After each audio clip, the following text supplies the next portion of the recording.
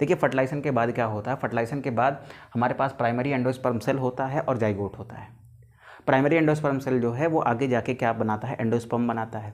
Zygote जो है वो आगे जाके क्या बनाता है, एम्ब्रियो बनाता है। लेकिन जाइगोट से एम्ब्रियो में चेंज होना होता है जब, तो उसको कुछ न्यूट्रिशन की ज़रूरत पड़ती है। तो जाइगोट को जो न्यूट्रिशन की आवश्यकता होती है वो न्यूट्रिशन कहाँ से आएगा, तो सर इसका जवाब है कि वो न्यूट्रिशन आएगा एंडोस्पर्म से। तो इसका मतलब है कि एंडोस्पर्म का फॉर्मेशन पहले होता है जाइगोट के डेवलपमेंट से। ठीक है, अब सवाल है कि एंडोस्पर्म क्या है। देखिए एंडोस्पर्म एक तरीके का न्यूट्रिटिव टिश्यू है जो कहाँ पाया जाता है, जो सीड के अंदर पाया जाता है, और वो जाइगोट के डेवलपमेंट में न्यूट्रिशन देता है किसको, जाइगोट को।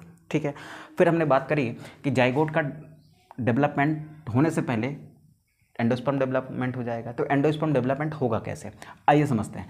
देखिए ये आपका क्या है, ये फर्टिलाइजेशन के बाद का सिनेरियो है जहाँ पर एक जाइगोट दिख रहा है, जहाँ पर एक प्राइमरी एंडोस्पर्म सेल दिख रही है।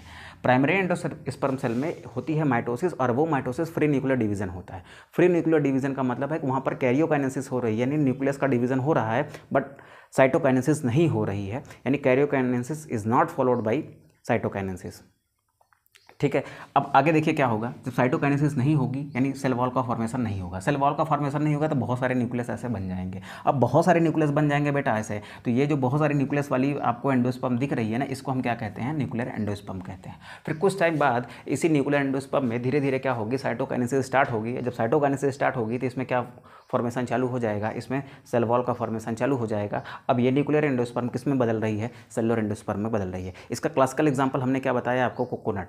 ठीक है, कोकोनट का आप जब देखो, जब वो कच्चा होता है, जो आप रोड पे मिलता है ना, जब उसमें बहुत सारा पानी होता है, तो उसके जो आप पानी पीते हो ना, एक्चुअल में क्या है, वो न्यूक्लियर एंडोस्पर्म है। ठीक है, फिर विद द टाइम जैसे ही वो नारियल थोड़ा सा पकना स्टार्ट करता है, ठीक है, थोड़ा सा वो मेच्योर होता है, उसमें क्या होता है बेटा, उसमें सेल वॉल का फॉर्मेशन स्टार्ट हो जाता है, और वो न्यूक्लियर एंडोस्पर्म किस में चेंज होना स्टार्ट हो जाती है, सेलुलर एंडोस्पर्म में। जो नारियल आप मंदिर में चढ़ाते हो ना, जो फोड़ते हो उसमें से पानी निकलता है, वो ये बीच वाला न्यूक्लियर एंडोस्पर्म है, जो अभी सेलुलर एंडोस्पर्म में नहीं बदला होता है।